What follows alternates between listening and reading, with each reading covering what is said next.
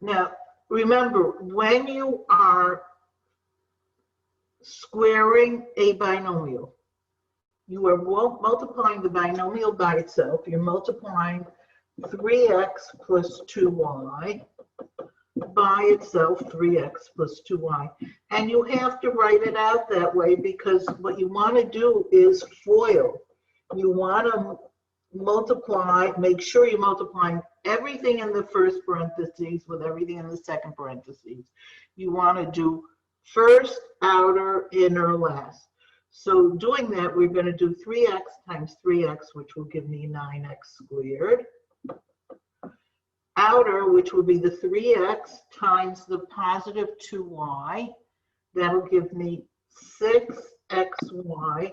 Remember, we can write these letters in any order we want. So I usually write them in alphabetical order so it's easy to compare which are like terms. So the next thing I'm doing is inner, which is the 2y times the 3x, which also gives me 6xy. And finally, 2y times 2y, which gives me 4y squared. And as usually happens, I would say in 95% of the cases when you're multiplying binomials, this happens. The two middle terms, the inner and the outer terms, are like terms. They can be combined. So your final answer becomes 9x squared plus 12xy plus 4y squared. Don't forget, when it tells you that you have a binomial squared, to write it twice and use FOIL. Any question about this? That was question number 6. Okay, let's look at another question that we have for homework. Let's look at question number 8.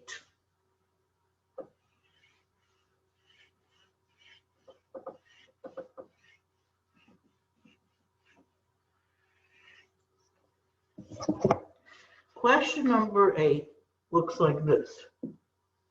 We have x minus 4 times x plus 4 times x squared plus 16. We are multiplying 3 binomials. We are multiplying not just 2 things together, but 3 things.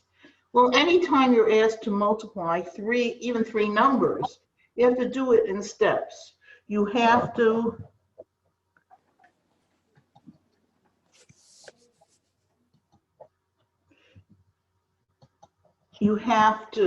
multiply first 2 together, and when you get your answer for those 2, then multiply it by the third. There's no way you can multiply 3 things at one shot.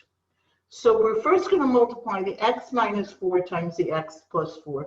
Now I'm going to remind you that at the end of the year, at the end of the session on Tuesday, we talked about these type of binomials that are called conjugate binomials.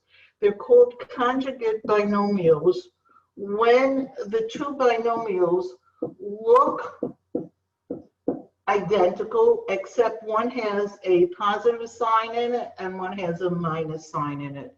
They are, when we notice that what we're dealing with are conjugate binomials, the multiplication becomes simpler. Why? Because when we do the FOIL, the outer and the inner terms are for sure going to cancel out. That always happens with conjugate binomials when you multiply them. So if you recognize that what you're dealing with is conjugate binomials, you don't have to bother with the inner and the outer because they're going to be gone anyhow. So all you have to do is the first, the x and the x, which is x squared, and the last, the negative 4 and the positive 4, which is negative 16. Now we're going to take that answer and multiply it by the x squared plus 16. And lo and behold, these are conjugate binomials as well. So we can again not use the whole FOIL, even though these are 2 binomials. Because they are conjugate binomials, we can ignore the outer and the inner and just do first and last. So x squared times x squared will give me x to the fourth. Remember, 2 plus 2, you're adding your exponents.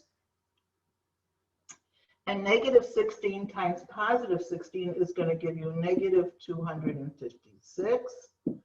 And your answer to the original question then becomes x to the fourth minus 256. Again, we'll keep in mind that whenever we have conjugate binomials, we're going to be careful about just doing first and last, save ourselves some time.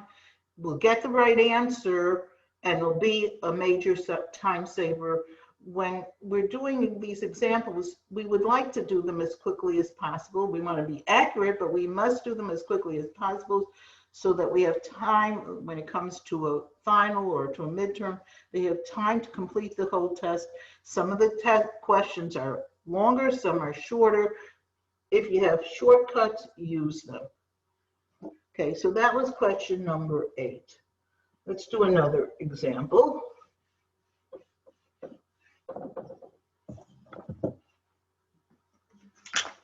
Again, this is on your, this is number 10 on your sheet, on your practice sheet 4, number 10. We have 2y plus 4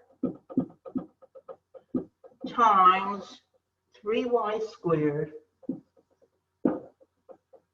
minus 4y plus 5.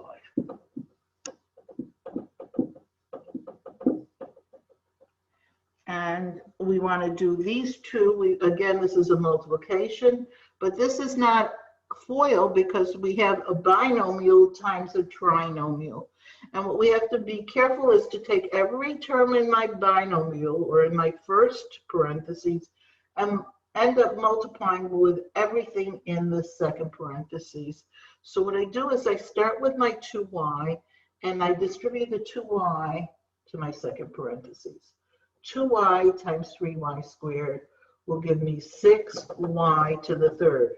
Remember, it's understood that the exponent on the y is 1. 1 plus 2 gives me 3. Then I multiply the 2y times the negative 4y, which will give me negative 8y to the second. And finally, I'll take the 2y and multiply it by 5, which will give me plus 10y. Now I finished multiplying everything by 2y. I'm now going to go back and multiply everything by the 4. 4 times 3y squared is going to give me plus 12y squared. 4 times negative 4y is going to give me negative 16y.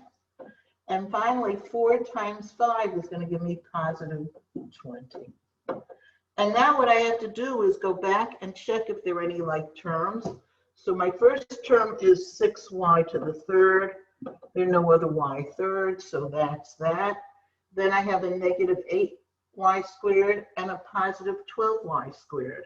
Those are like terms. Negative 8 plus 12 is positive 4, so I get positive 4y squared. Now I look for plain y's, 10y and negative 16y combined. 10 minus 16 is negative 6, so I get negative 6y. And finally, just plus 20. And here is my answer after all you have to do is be careful. Everything in the first parentheses times everything in the second. If this would have been a trinomial, I would have then go to the third term and multiplied everything. The only thing that gets harder is the fact that there's more terms to deal with, but the concept stays the same. Everything in the first times everything in the second. So that was question number 10.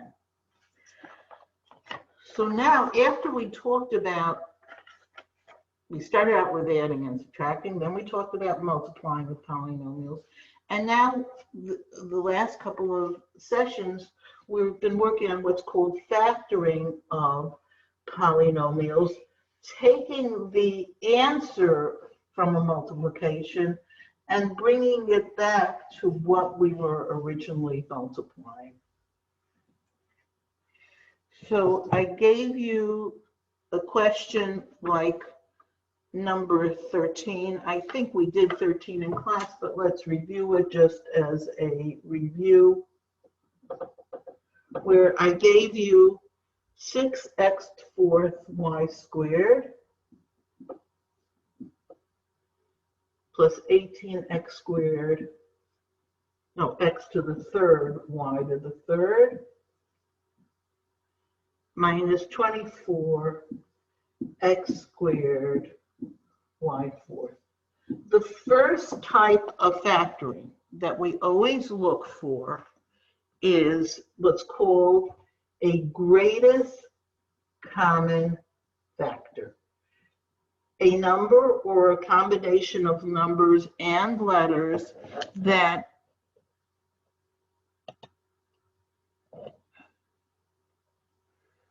I can't, my volume is as loud as it is. I think the value, you have to put up your volume. Is anybody else having trouble with my volume? No. No, okay.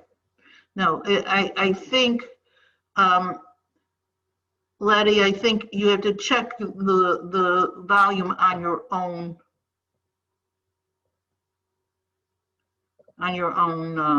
thing. Everybody seems to be okay.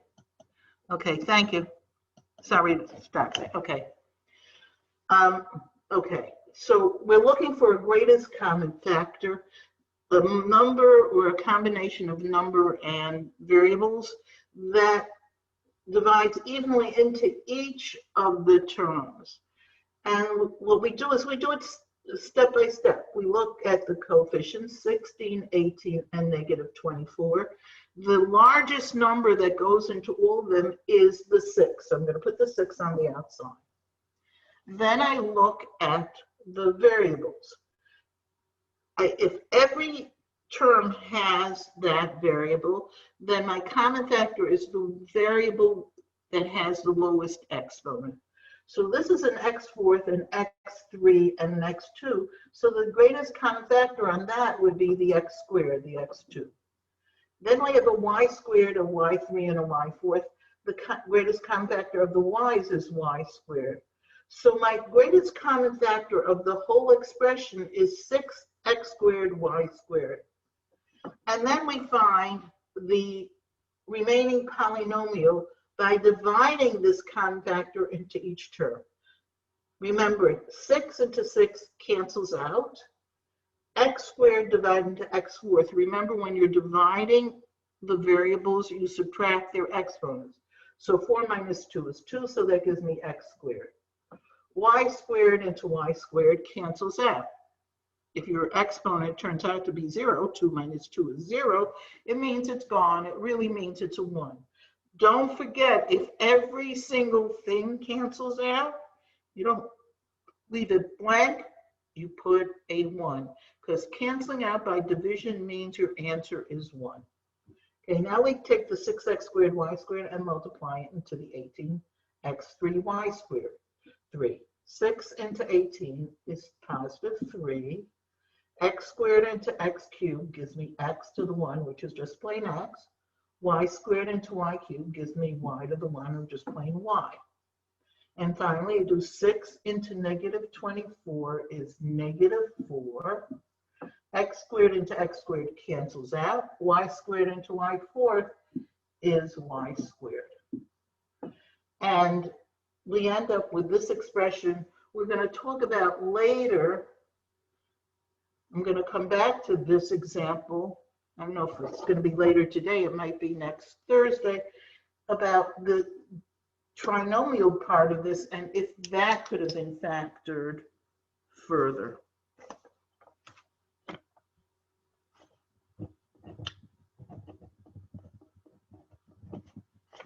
Okay, so we have taken out the greatest common factor here. Let me mention one thing that I don't think I mentioned the other day, but it's important to notice.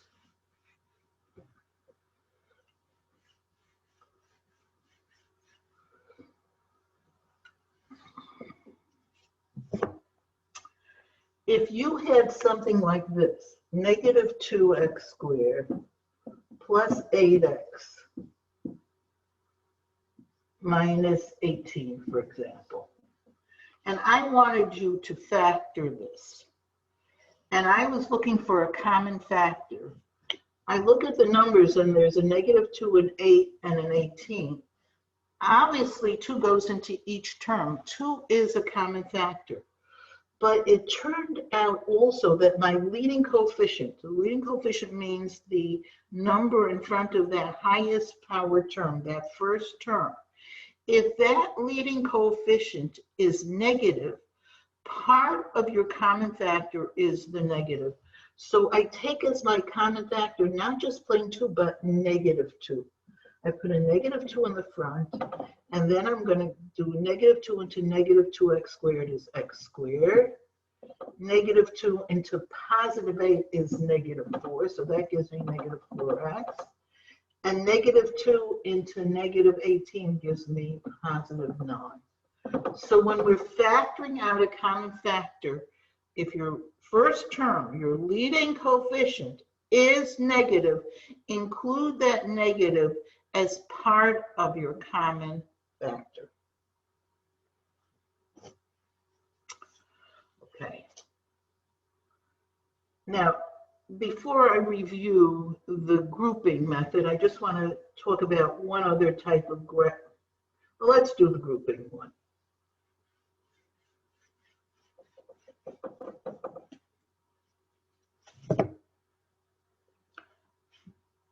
Let's look at example number 15, where we have 4x to the third plus 12x squared minus 9x minus 27. This was the last thing we had covered on Tuesday. We would call it factoring by grouping. When you have an expression that includes not just 3 terms and not just 2 terms, it's not just a trinomial or a binomial, it is 4 terms. There's no special name for that kind of polynomial. 4-term polynomial is what we call it. And we try to factor it. The first thing we always look for is a common factor for the whole thing. But there isn't one here because the 4 here goes into the 12, but it doesn't go into the 9. It doesn't go into all the terms. And even though this has an x cubed, x squared, and x, the last term has no x. There is no common factor for the whole example. So what we do is we try and break this up into 2 pieces. We split it down the middle and take our group 4 terms and group them 2 and 2. And we look at our first grouping, 4x cubed plus 12x squared, and see if there's a common factor there. And there is, because 4 goes into both 4 and 12. And my variables are x to the 3 and x2. The lower exponent is 2. So 4x squared is the common factor in the first term, in the first 2 terms. And if I divide it out, 4x squared into 4x cubed, the 4's cancel out, and I'm left with just plain x. And 4 into 12 gives me 3, and the x squares cancel out. So my first grouping, it becomes 4x squared, parentheses, x plus 3. Now I go to my second grouping. Now, if you notice, my second grouping, it starts with a negative. There's a -9x and a -27. The numbers that go into both 9 and 27 are 9, but since it starts with a negative, I'm going to include the -9 as part of the common factor. So I put a -9 on the outside. -9 into -9x becomes +x. -9 into -27 is +3. Now, what's happened here, but doesn't always happen, but if it happens, we can go further in our factoring. We see that x plus 3 is a common binomial factor. And what we do with that common binomial factor is we put it in front, just like we do with any common factor. And in our second parentheses, we put each of the numbers that are on the outside. There's a 4x squared and a minus 9. And this is what's called factoring by grouping. Now, actually, I want to leave this for a minute. I'm going to put it on the side over here. This was the answer. This was number 15. The answer we had gotten was x plus 3 and 4x squared minus 9.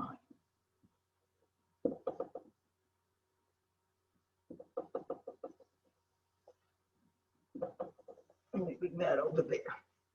I'm going to give you one of these to try on your own. And then I'm going to talk about something else and come back to this in a minute.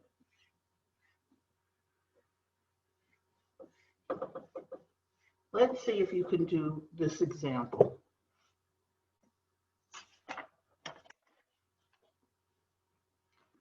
This is happens to be example number 14. T to the third minus 3t squared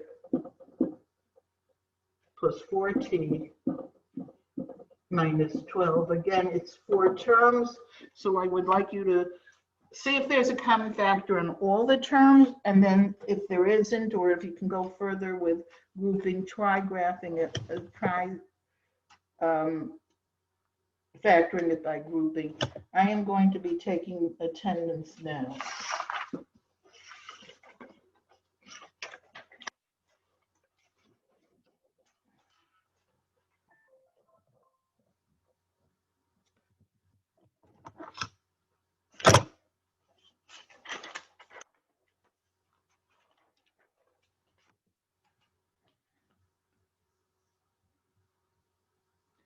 Abdul Ali, Abdul.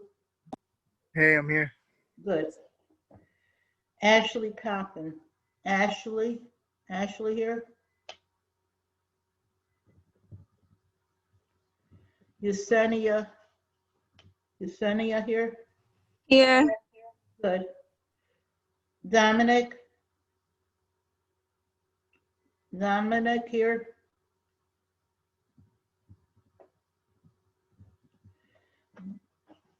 Darlenis. Here. Oh, good, thank you. Angelina Alexander. Angelina. Wendy, I think I saw you before. Here. Good. Jesha Carter. Jesha here.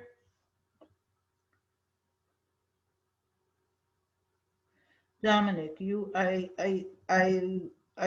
called your name, yes. I'm taking you off the list, okay. Jesha.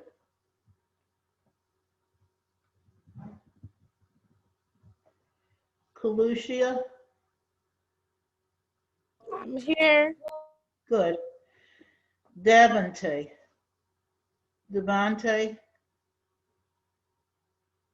Here. Oh, good. Victor Coelho. Here. Good. Kizzy. I'm here. Good, thank you.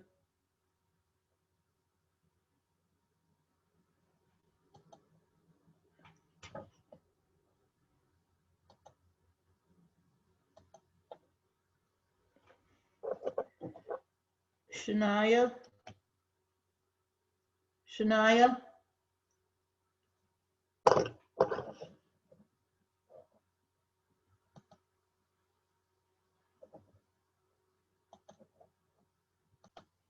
Zoom. Okay, let's see if we can do this problem now. We again have 4 terms. There's no common factor through all 4 terms. So again, we're going to try doing this using our grouping method.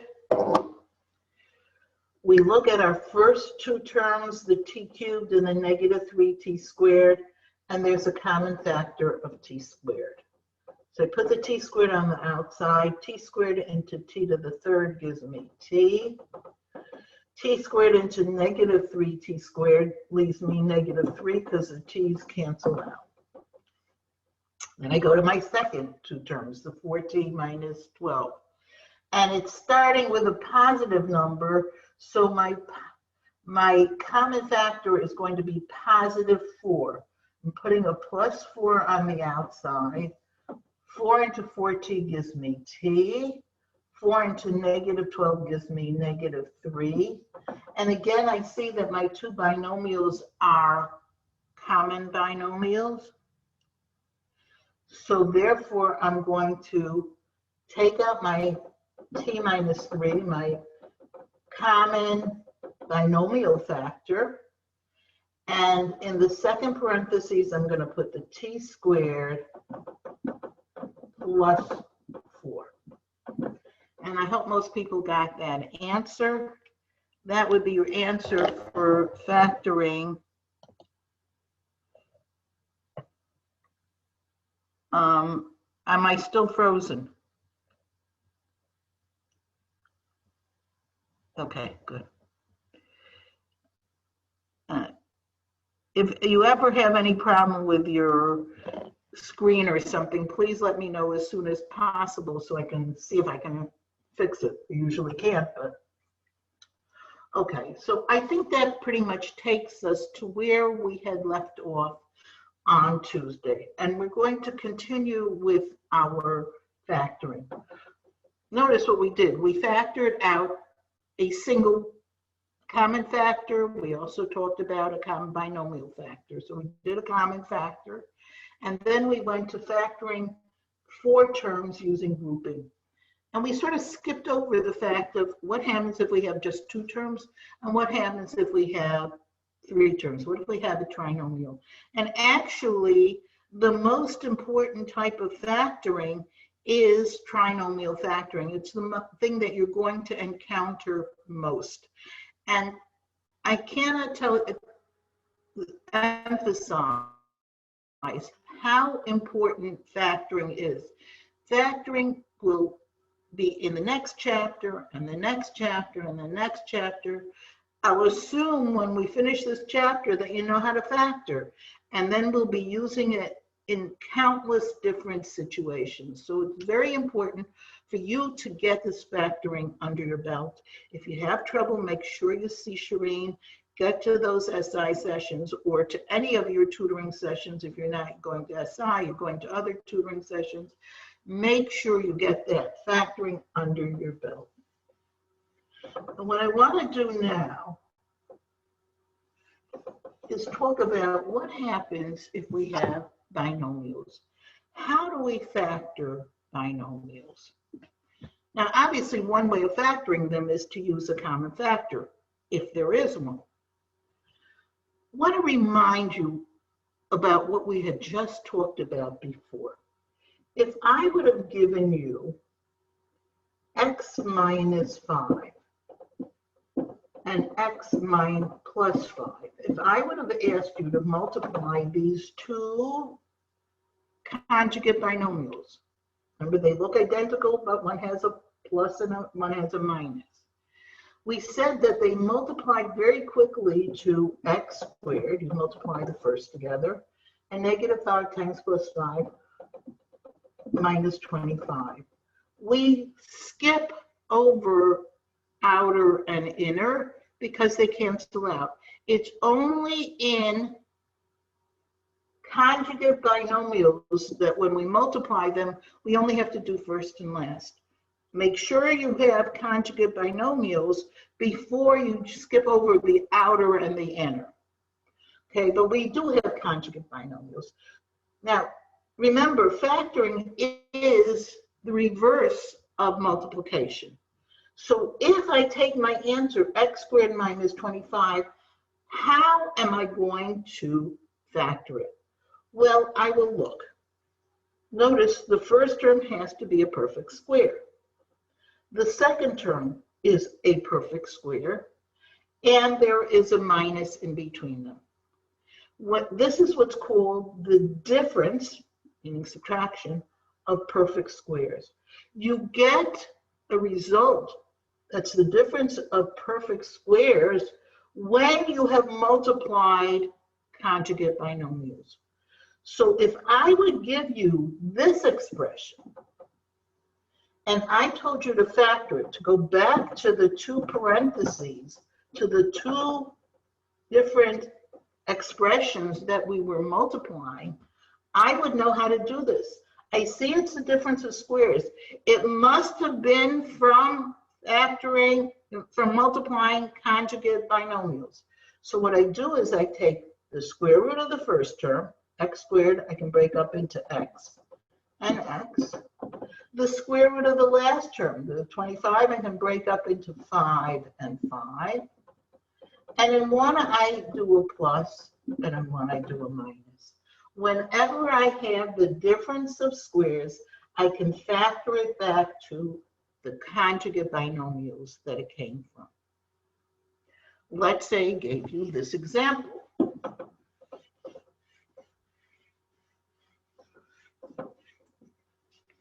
Suppose I gave you 4x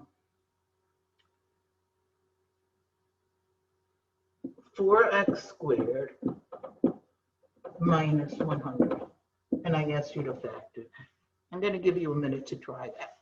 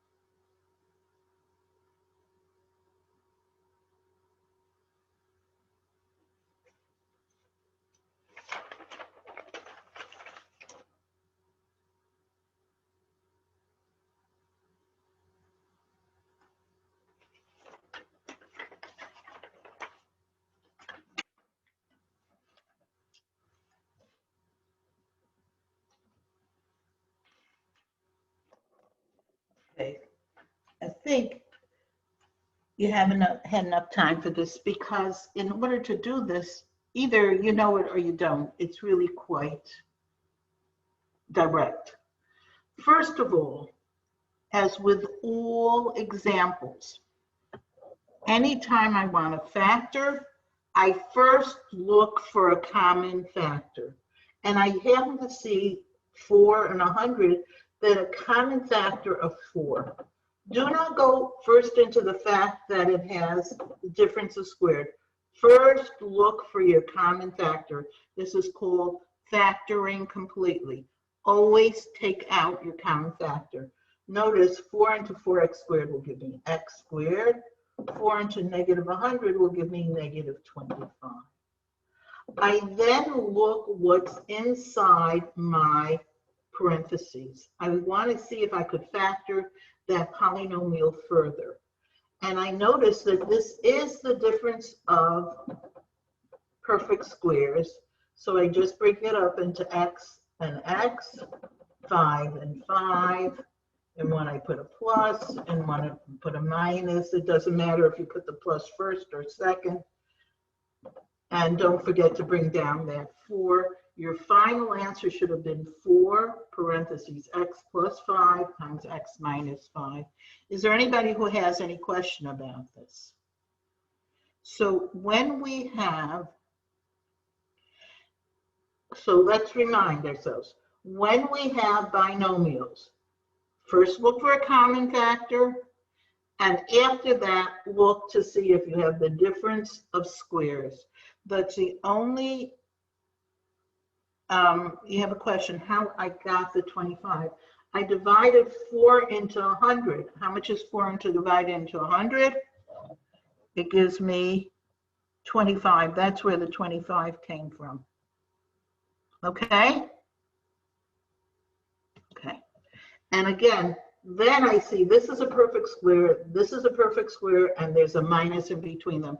If any one of those things are missing, if you're missing this being a perfect square, you're missing this being a perfect square, or the sign in the middle is not a minus, it's a plus, you have to leave it like this. In other words, if this would have been x squared plus 25, I couldn't have done anything further.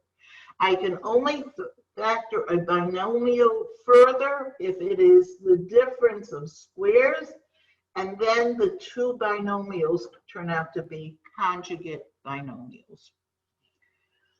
Okay, if that's the case, I want to go back to this example, number 15.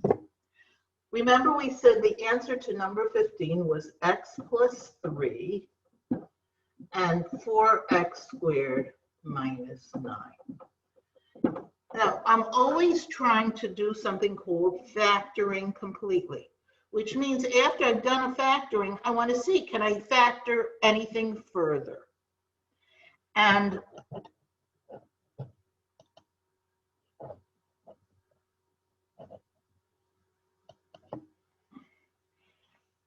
the x plus 3 obviously can't be factored any further. That's as simple as it can be, so I'll just bring that down. But if I look at the 4x squared minus 9, 4x squared is a perfect square. It's 2x times 2x. 9 is a perfect square. It's 3 times 3. And it's a minus in between them. This is the difference of squares. So I can factor that further. I break up the 4x squared into 2x and 2x, and the 9 into plus 3 and minus 3. So the answer to this was actually the answer to number 15 would be x plus 3, 2x plus 3, and 2x minus 3. This would not have been complete because we could have factored the 4x squared minus 9 further. Okay, so we have done factoring of 4 terms and factoring of binomials. And now we're going to start our discussion of factoring of trinomials. We're going to actually do half of it today, and we're going to finish it next Thursday. It's not so straightforward as either of these. There are a lot of different situations, and we'll start with some simple ones, and I'm going to give you the rules, and then we'll go to some that are more complicated. So let's say my first example. First of all, before I do it, remember, factoring is undoing multiplication. So I want to show you a multiplication problem, so it'll give us an idea of how to do the factoring, just like we did with the binomials. Let's say I ask you to multiply x minus 4 times x minus 5. Now, if I ask you to multiply two binomials and then they're not conjugate binomials, I have to use FOIL. So let's do this. X times x will give me x squared. Outer will give me negative 5x. Inner will give me negative 4x. And last will give me negative 4 times negative 5, which is positive 20. And when I combine the like terms here, my answer came out to be x squared minus 9x plus 20. So the result of multiplying two binomials, again, usually gives me a trinomial. I want to see what would happen if I started out with this x squared minus 9x plus 20. How would I get back to the x minus 4 and the x minus 5. How do we take apart a trinomial that's been multiplied by two binomials and find what were those original two binomials? Okay, again, when I'm factoring, first look for a common factor. There is no common factor here. If it's a trinomial, you're then going to try and put it into two parentheses. We are now concentrating, and that's for today, on polynomials, on trinomials whose leading coefficient is 1. They're all going to start out with either x squared or a squared or w squared, whatever the letter is. There's not going to be a number in front of it. That's what we're concentrating on. Trinomials with leading coefficient of 1. Okay, I have an x squared. I want to break up the x squared. Obviously, the way to break it up is x and x. Then I see the next thing is the negative 9x. But if you think about it, the way that we got to the negative 9x was from two pieces, not just from first and not just from last, but a combination of outer and inner. So let's skip over that middle term for a minute and go to the last term, which is 20. And there are two things I have to notice. I have to notice the number itself and its sign. Let's discuss the sign first. Remember, the 20 came from multiplying two last numbers together. It came actually from multiplying negative 4 and negative 5. The fact that it was positive meant that either both of the signs had to be positive or both of the signs had to be negative. In order to get a positive answer when you multiply, your signs have to be the same. So how am I going to know whether I should put two pluses or two minuses here? So I look at my middle term. If my middle term is positive, it must mean that both of the first numbers were positive. But if your middle term is negative, the only way we could have gotten negative is if both the numbers would have been negative. So I'm going to put two negatives here. That takes care of my sign. Now I want to take care of the number. So first the sign and then the number. What is the number? The number is 20. I need two numbers that are going to multiply to 20. Now that's a lot of combinations. It could be 1 times 20. It could be 2 times 10. It could be 4 times 5. I think that's all the combinations that we can come up with. We want, not only do the last two numbers have to multiply to 20, but we have to be able to get this negative 9. Now, how do we get this negative 9? By adding the two numbers. So therefore, I'm looking for numbers that multiply to 20, but also add to 9. And if I look at those, it has to be the 4 and the 5. And it doesn't matter if I put the 4 here and the 5 here, or vice versa, the 5 here and the 4 here. I have now factored my trinomial. Again, I look for numbers that multiply to the last number and add to the middle number because this is a positive sign. Let's try another one. I'm going to give you one to try.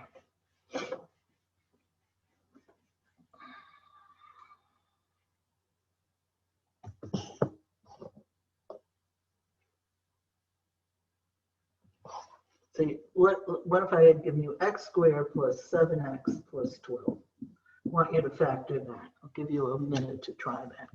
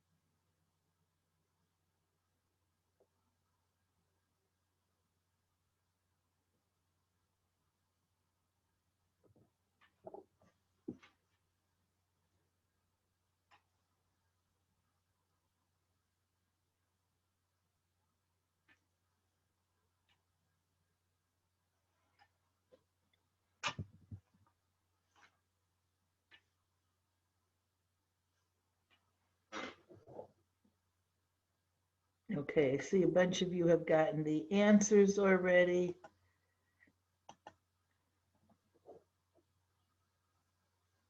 Good. Let's just do it together now. Again, no common factors, so here are my two parentheses. Trying to break this up into two binomials. The x squared becomes x and x. Then I look at the last sign is positive, means both signs are going to be the same. They're either both going to be positive or both going to be negative. Since the middle term is positive, it must mean that they're both pluses. And now I'm looking for numbers that multiply to 12. So that could be 1 times 12. You don't have to make this list. You can think it just in your head. Those are the combinations of numbers that multiply to 12. But they also, since this is plus, have to add to 7. And the ones that add to 7 are the 3 and the 4. So your answer should be x plus 3 and x plus 4, which a few of you had gotten. So that's one type of trinomial factoring. Let's look at another.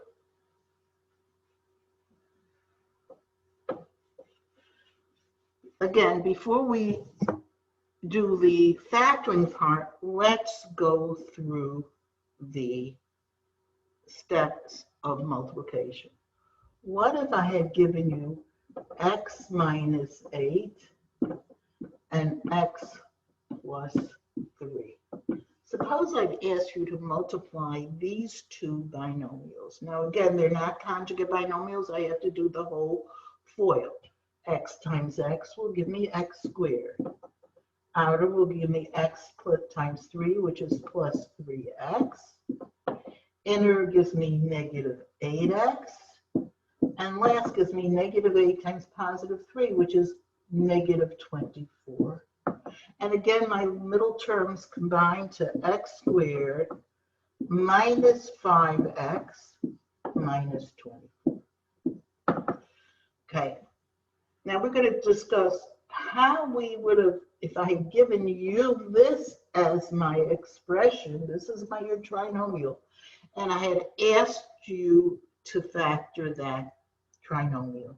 Let's see how we would have gone about doing that. Again, since there's no common factor, we write our two parentheses, and the x squared, remember we're still dealing with leading coefficient of 1, is going to be x and x. And now let's talk about the signs.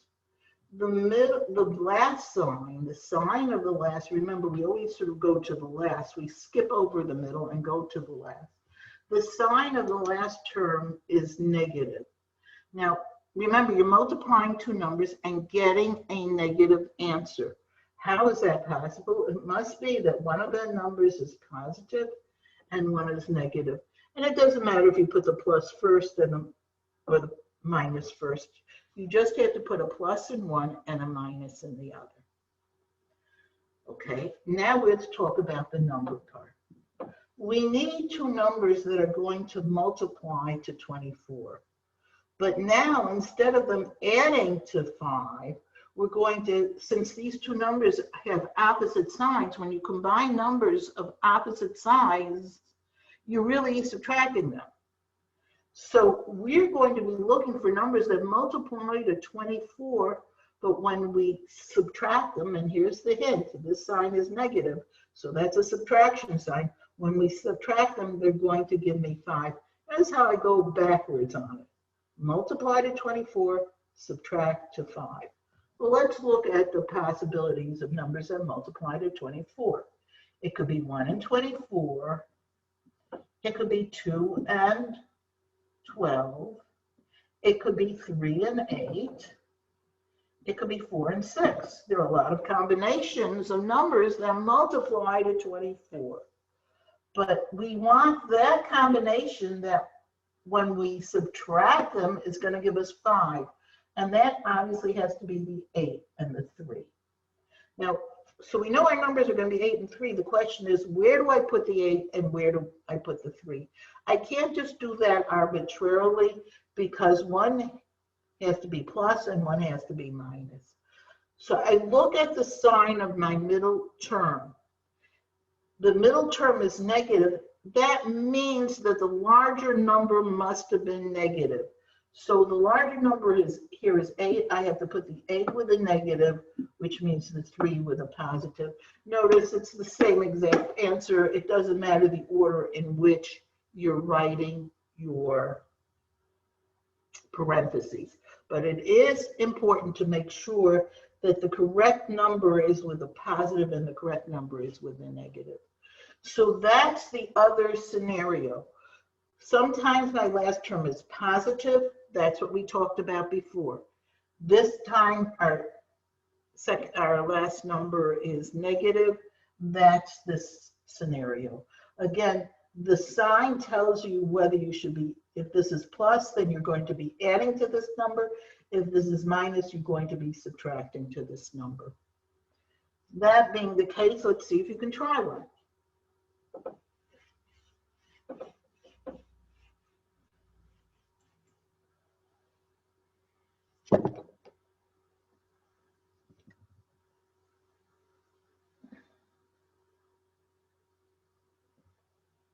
Suppose I gave you this, x squared minus 2x minus 15, and I asked you to factor this. I'm going to give you a couple minutes to try that.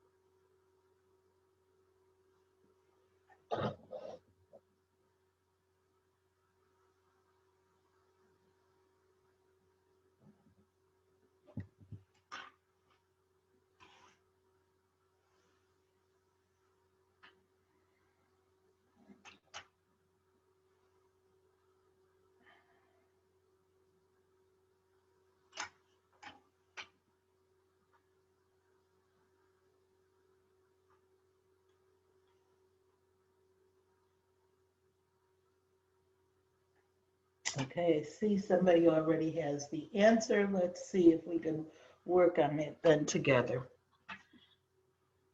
That looked good. That looked very good. Okay, great. Okay, for those who didn't get it yet,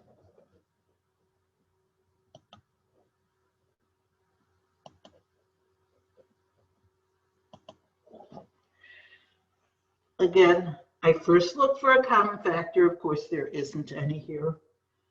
So I try to break it up into my two binomials. My trinomial usually breaks up into two binomials. Okay, the x squared again is x and x.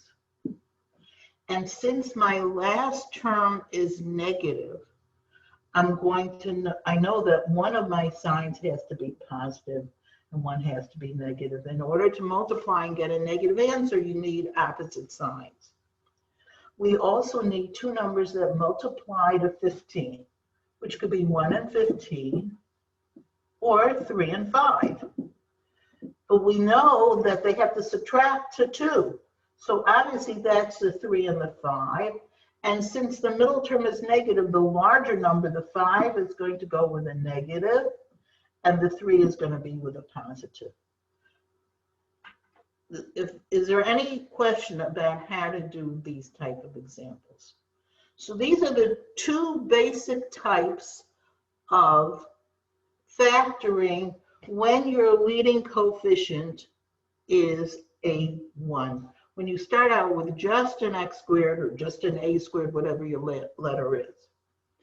Okay, what happens if you had something like this?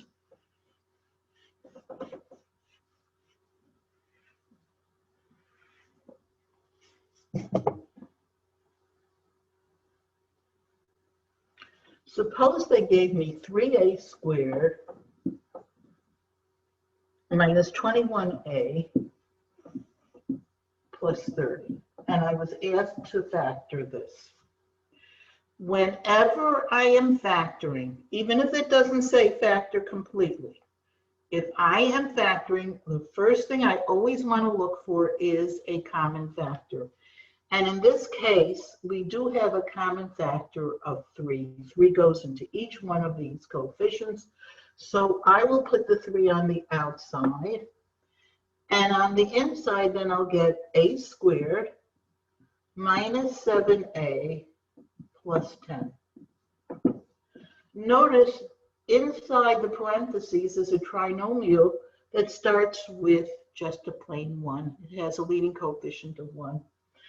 After I've taken out my common factor, I want to try and factor this further. So therefore, I'm going to break this up into my 2 parentheses. The a squared minus 7a plus 10, I'll start out with a and a. Then I do what I did before. I look at the sign of the last term. It's positive. That means when it's positive, it means they're either both positive or both negative. Since the middle term is negative, it must be that they're both negative.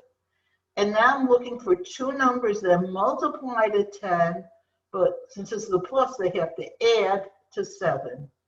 And obviously that's 2 and 5. I don't have to think too hard about that because that really works out. Don't forget to keep that 3 in the front.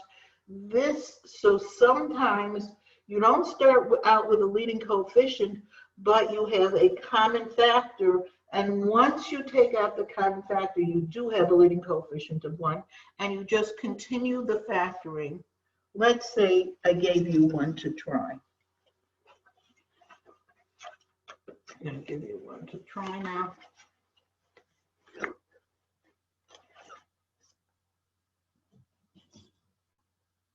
Suppose I gave you this example.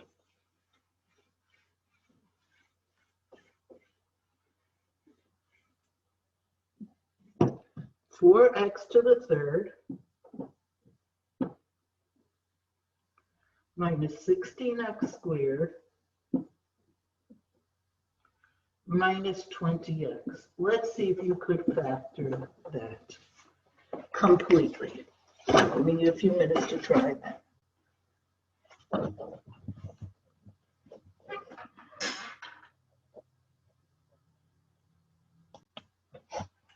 Okay, let's see if we could do this example.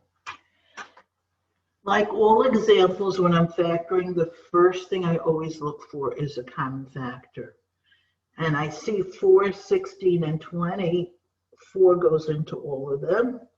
And then there's an x3, x2, and x. So x goes into all of them. The lowest exponent is 1. So my common factor, my GCF, my greatest common factor, is 4x.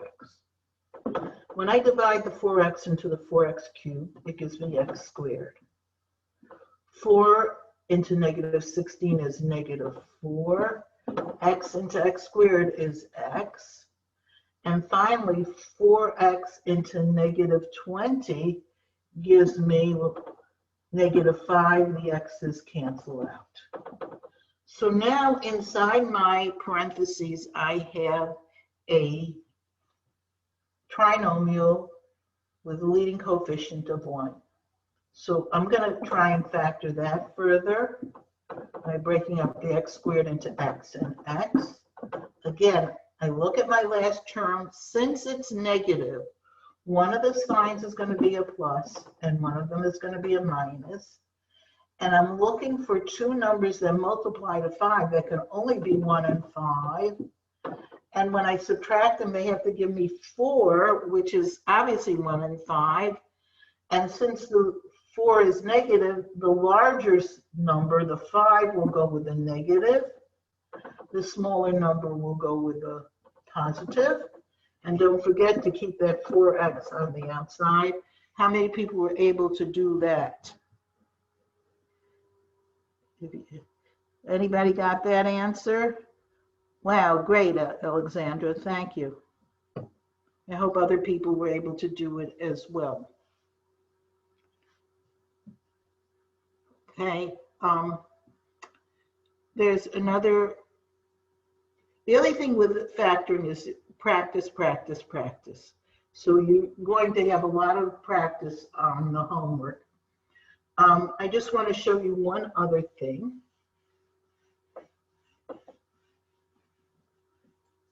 And that's what happens when you have an example that looks like this.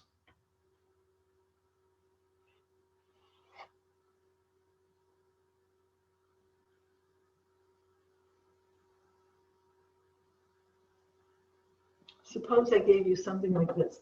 X squared minus 12xy plus 36y squared. What if I gave you an example to factor and there happen to be two variables? Now, once there are two variables, the whole thing gets rather confusing. So in order to make it a little less confusing, just rewrite the example, leaving out the second variable. There's an x and a y here. Let's just rewrite this without any y's. So we're going to do x squared minus 12x plus 36. We'll ignore the y's for a minute. Factor this. Well, we know how to factor that. Here's my two parentheses. The x squared becomes x and x. The last sign being positive means both sides have to be the same number. They're both going to be minuses because my middle term is negative. And I need numbers that multiply to 36 and add to 12. And I think everybody can realize that that's 6 and 6.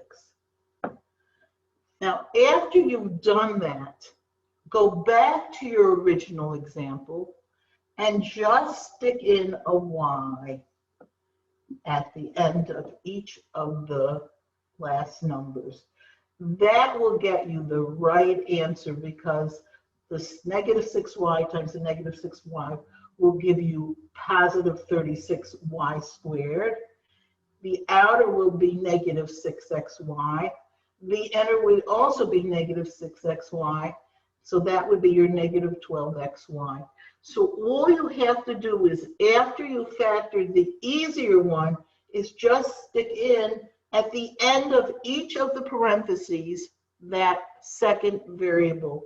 Notice we could have also written the answer here as x minus 6y with a square on the outside because these two x binomials are identical.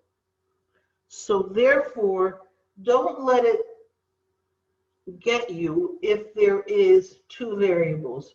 Work the problem as if there's only one variable, and at the end, just stick in this second variable at the end of each of the parentheses, and it will be completely correct. Okay, just want to tell you what we're going to be doing. Don't forget that I told you on Tuesday, you follow your Monday schedule. You go to your Monday classes. We have no class on Tuesday. Our next class is going to be a week from today, next Thursday. I want you to do for homework on sheet 4, examples 16, 17, 18, 20, 21, 22, 23, 26, 27, 28, 29. Remember, I sent you the answer key to that set, so you can check your answers. They're these type of examples. Also go to Delta Math and make sure you're doing the new assignments. There's assignment 5 and assignment 6 already. After what we're going to be covering on next Thursday is the type of factoring you have to do when your leading coefficient is a number other than 1 and it's not a common factor. That's the more difficult type of factoring. That's what we're going to be doing on Thursday. We'll probably be finishing most of chapter 4, and after we finish chapter 4, we're going to talk about when our next test is and what type of a test it's going to be. I want you to have a nice weekend. Does anybody have any questions they want to ask me before we finish for this session for today?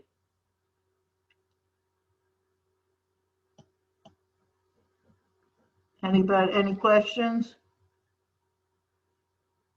Okay, great. Oh, Shania, you're here. Let's see if anybody came in after I took attendance.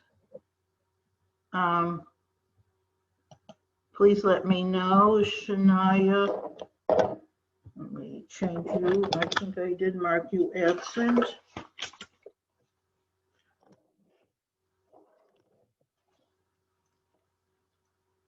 Okay. And